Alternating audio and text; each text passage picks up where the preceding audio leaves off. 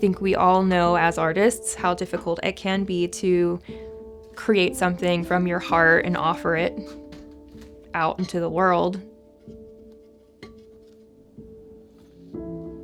I think it takes a collective effort to understand how hard that can be and to acknowledge it and sit with it and gain confidence from it. I still am getting help from other people and learning and growing myself, and if I can spread that experience and knowledge and help with others, then that just feels right for me.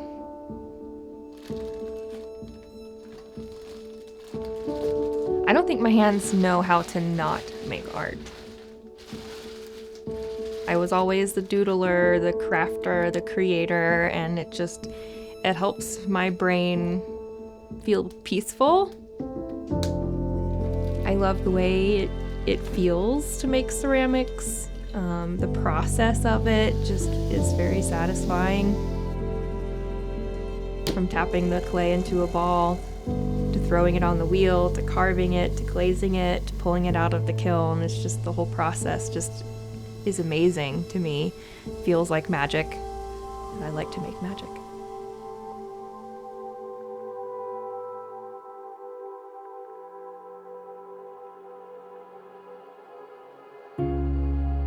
Not having a place to go after the storm was probably the hardest part. The whole reason I opened a store was because I wanted to get out of the house. I can't work from home. I'm not one of those people. I needed to have separation, and not having a place to go that felt like my sanctuary got just destroyed, and that was the hardest part emotionally for me. So this was the gallery side of Cold Mountain Art Collective, where we represented 40 local artists. As you can see, after Helene, we've had to totally gut it. Down here was our studio side. We had our wheels right here, our workshop area, and our glazing where we would teach classes.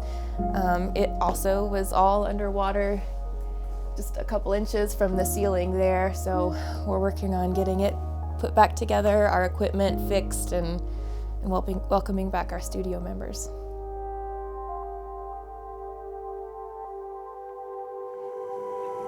It's basically just starting fresh. I mean, the exposure we've had since the disaster has brought new people into our mailing lists, and we've had a lot of people reaching out about questions and memberships, so it'll be fun to bring in a new community, or add to, I guess, the existing community.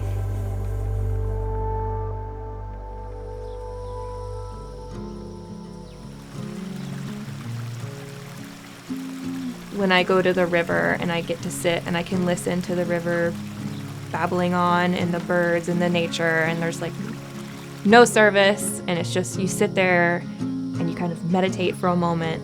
That's what my art feels like to me. And it just reminds me of those moments in the woods that are peaceful and quiet.